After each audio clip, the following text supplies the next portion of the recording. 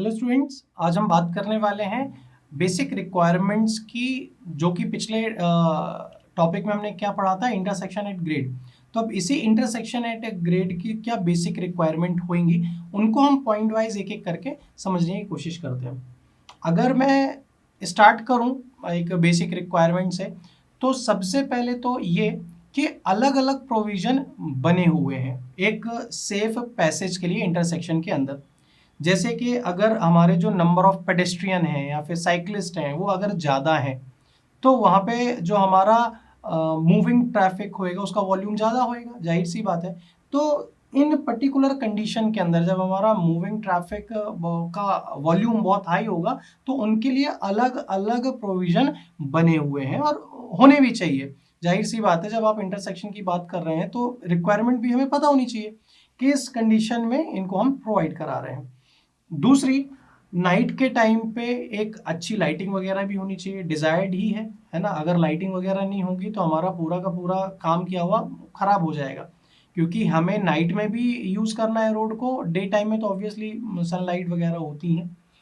Next, अगर हम बात करें, अगर हम रोड के अप्रोच के बारे में बात करें, रोड के अप्रोच की बात करें इंटरसेक्शन में, तो वहाँ पे प्रॉपर साइन वगैरह होने चाहिए, साइन सिंबल होने चाहिए, ताकि हम ड्राइवर को रेगुलेट कर सकें, इन्फॉर्म कर सकें या वार्न कर सकें कि कहाँ पे क्या चीज़ें हैं, क्या चीज़ें नहीं हैं। अच्छा, ये signal, traffic marking, traffic sign, इनके अलग अलग टॉपिक हैं जो कि हम आगे अभी पढ़ेंगे, कवर करेंगे।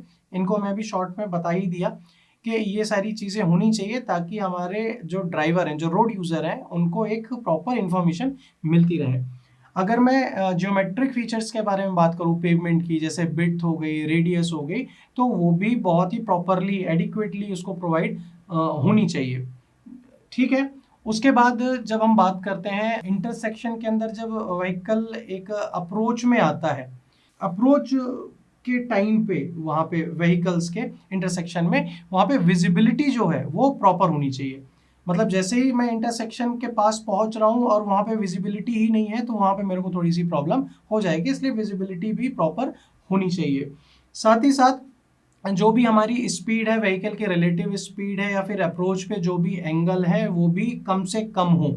अगर ज़्यादा स्पीड हो गई या फिर ज़्यादा एंगल हो गया तो वहाँ पे कॉन्फ्लिक्ट बढ़ सकता है। नेक्स्ट चीज़ ये कि एकदम से पाथ का एकदम से सडन चेंज हो जाना, उसको भी हम अवॉइड करके चलते हैं इंटरसेक्शन के अंदर।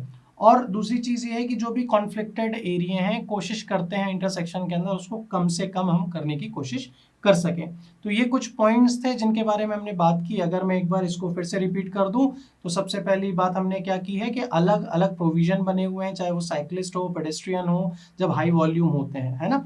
दूसरी चीज़ के नाइट टाइम पे जो लाइटिंग हो वो भी अच्छी होनी चाहिए, प्रॉपर साइन, सिग्नल, सिंबल्स होने चाहिए, ताकि हम वार्न, रेगुलेट कर सकें। ज्योमेट्रिक फीचर्स जो भी है पेवमेंट के अंदर, चाहे वो विड्थ हो, रेडियस हो, अच्छी होनी चाहिए। विजिबिलिटी अच्छी होनी चाहिए आपकी, ऐसा नहीं है कि विजिबिलिटी ही नहीं है। दूसरा, आपका जो एंगल हो वो भी कम हो, अप्रोच रोड के अंदर इंटरसेक्शन के स्पीड कम होनी चाहिए।